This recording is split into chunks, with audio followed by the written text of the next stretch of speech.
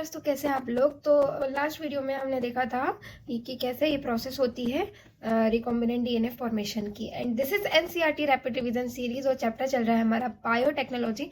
और इस सीरीज में हम क्या करते हैं, आप लोगों को पता ही होगा, हम देखते हैं एनसीईआरटी हाइलाइट्स, उसके बाद हम देखते हैं PYQs, assertion reason questions, and most importantly the tips and tricks from NCERT. जो एनसीईआरटी छुपा छुपा के वर्ड लिखती है उनको हम ढूंढते हैं। सो इफ आप ऐसे नीट एस्पिरेंट हैं कि जिन्हें एनसीईआरटी पढ़ते तो बहुत है पर पढ़ने का तरीका नहीं पता, चीजें मिस हो जाती है, तो आप ये वीडियो स्किप नहीं कर सकते।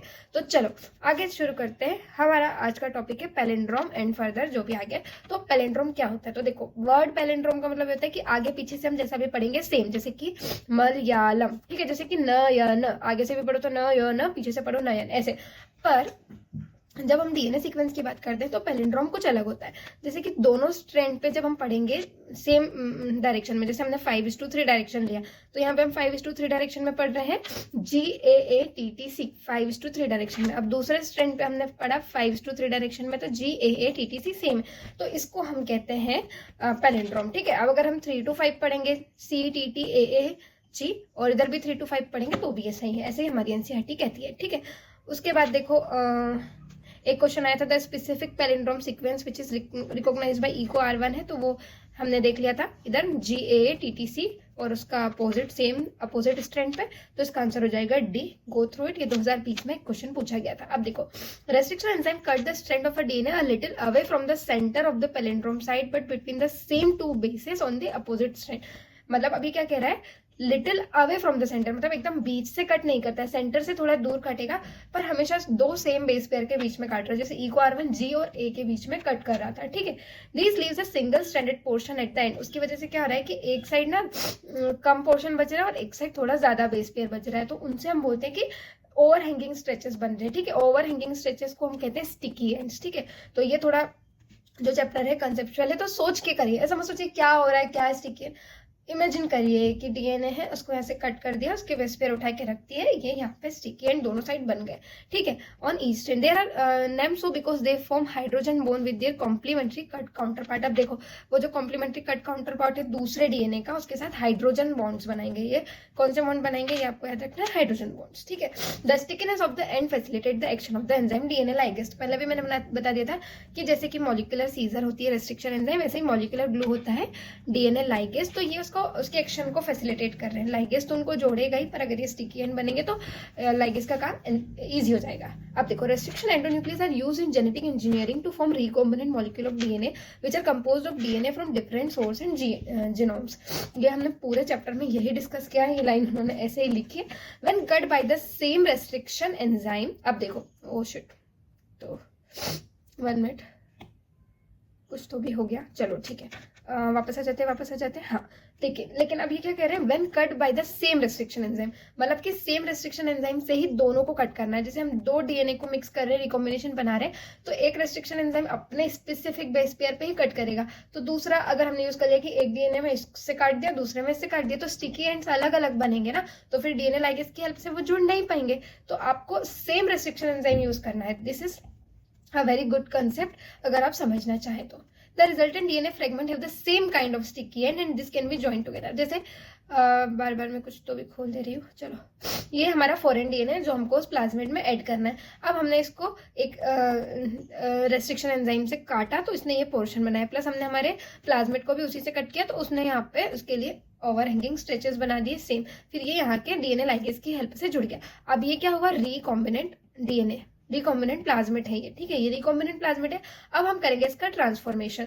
तो देखो हमने इसको इस सेल में डाल दिया, ठीक है, तो अब ये सेल जब अपनी कॉपी बनाएगा तो ये डीएनए अपनी प्रोजेनीज में भी डाल देगा। तो ये है रिकॉम्बिनेंट डीएनए टेक्नोलॉजी का एक डायग्रामेटिक presentation, ठीक है।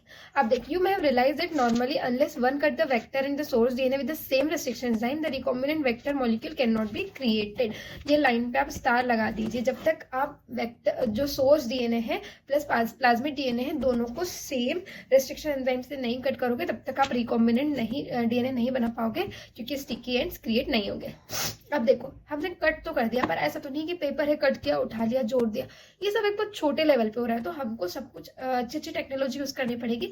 तो अब हमने जो कट करके जो डीएनए फ्रेगमेंट्स बनाए हैं छोटे छोटे, अब उनको हम अलग कैसे करेंगे। देखो, Separation and isolation of DNA fragment. The cutting of DNA by restriction endonuclease result in the fragment of DNA. छोटे छोटे fragment बन जाएंगे. This fragment can be separated by a technique known as a gel electrophoresis. तो restriction enzyme जो DNA को cut करके छोटे छोटे टुकड़े कर रहा है उनको हम gel electrophoresis से सेपरेट करेंगे. देखो जो हमारे DNA फ्रेगमेंट्स होते हैं वो नेगेटिवली चार्ज होते हैं. एक एक वर्ड लाइन जो मैंने हाईलाइट करी वो आपको याद करना है क्योंकि इस चैप्टर में से ऐसे ही क्वेश्चन आते हैं. एक एक लाइन पे ऐसे क्वेश्चन बन जाते हैं. ठीक है. DNA fragments are negatively charged. तो charged molecule they can be separated by forcing them to move toward the anode under electric field. अब देखो एनोड जो हमारा होता है वो पॉजिटिव साइड होता है इलेक्ट्रिक उसका. ठीक है पॉजिटिव. अब ये नेगेटिव है तो अपन क्या चाह रहे हैं कि अपन इनको एनोड की तरफ धक्का दें अंडर अ इलेक्ट्रिक फील्ड. तो उसके लिए हमें डालने के लिए मीडियम में एक मैट्रिक्स की जरूरत होगी. तो यहाँ पे हम जो मीडियम या मैट्रिक्स यूज करते हैं वो होता है एगेरोस जेल. ठीक है एगेरोस मीडियम होता है. तो अगेन ये एक क्वेश्चन है आपका नीट का, कौन सा जेल यूज करते हैं? Agarose gel. और इसी के लिए से जेल इलेक्ट्रोफोरेसिस कहते हैं. अब ये क्या है? Which is a natural polymer extracted from seaweeds. अब इसका कहाँ से हमने एक्सट्रैक्शन किया है वो भी इन्होंने बताया. ये एक नेचुरल पॉलीमर है और हम सीवीड से इनको निकालते हैं. अगर बायोलॉजिकल क्लासिफिकेशन पढ़ा होगा चलीडियम और ग्रेसिलेरिया तो आप रिलेट कर पा रहे हैं. और अगर नहीं पढ़ा है तो भाई वीडियो पोस्ट हो चुके हैं बायोलॉजिकल क्लासिफिकेशन के, जाइए और फटाफट देख लीजिए. The DNA fragments resolve according to their size और इसको हम बोलते हैं सीविंग इफेक्ट. अब देखो जो छोटा साइज वाला डीएनए फ्रेगमेंट होता है वो जल्दी से चला जाता है दूर तक. ठीक है.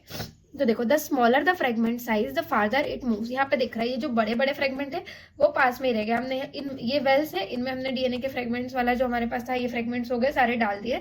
अब जो बड़े फ्रेगमेंट्स थे वो यही रह गए और जो छोटे छोटे फ्रेगमेंट्स थे वो एनोड साइड, ये पॉजिटिव साइड है, इधर भाग के चले गए जल्दी जल्दी. तो ये आपको याद रखना है. सीविंग इफेक्ट क्या होता है? Smaller the fragment farther it moves. ठीक है. तो यहाँ हमने लोड किया था और ये हमारा एनोड था. देखो अब the separated DNA fragment can be visualise. अब ऐसा तो नहीं कि एक बड़ी सी मशीन उसमें दिख रहा है कि अरे ये छोटू छोटू सा है ये यहाँ जा रहा है. नहीं भाई, आप वो छोटा होता है तो आपको कुछ ना कुछ स्टैनिंग टेक्निक वहाँ पे यूज करनी पड़ेगी जिससे आपको दिखे. ठीक है. तो हम वहाँ पे एक कंपाउंड यूज करते हैं इथीडियम ब्रोमाइड. ठीक है. इथीडियम ब्रोमाइड भाई बहुत बार ही क्वेश्चन आ चुका है, मतलब अति है इस क्वेश्चन की, तो आने के चांसेस भी है. एनटी ऐसा नहीं सोच रहा है कि आ रहा है तो अब तो सब बच्चों को आता है, नहीं दे बार बार देता है. अभी मैं बता दूं कि 2 बार तो आपको, और इसके बाद हम उसको यूवी रेडिएशन का एक्सपोजर देते हैं क्योंकि हम प्योर डीएनए फ्रेगमेंट्स को विजिबल लाइट में विदाउट स्टेनिंग नहीं दे सकते. तो अब हमने यूवी रेडिएशन दे दी और इथीडियम ब्रोमाइड डाल दिया. तो अब हमें कैसे दिखेगा? Orange colour. अगेन ये भी एक क्वेश्चन है. ऑरेंज कलर बैंड्स हमको दिखते हैं in the ethidium bromide staining and gel expose to the UV light. ठीक है. तो the separated band of DNA are cut. अब हमको दिख तो गया, उनको कट करने को क्या बोलते हैं? उस स्टेप को हम बोलते हैं एल्यूजन. अगेन यहाँ पे क्वेश्चन है, इस स्टेप को बोलते हैं एल्यूजन. प्रीवियस ईयर में आ चुका है. इस स्टेप को क्या बोलते हैं? 2 चीज होती है. अभी आपको आगे एक स्पूलिंग करके भी मिलेगा तो एल्यूजन और स्पूलिंग पे पूछा जाता है, तो ये याद रखना है एल्यूजन क्या है. The DNA fragments purified in this way are used in constructing recombinant DNA by joining them with the cloning vector. ठीक है. तो ये रहा. आप देखो उसमें प्रीवियस ईयर क्वेश्चन क्या है. ये पता नहीं ब्लू क्यों दिख रहा है, मैंने कहीं से इनको फोटो लाए पर ठीक है आप देख लेना आपकी भी बुक में. In gel electrophoresis separated DNA fragment can B visualised with the help of ethidium bromide in with UV radiation. ठीक है.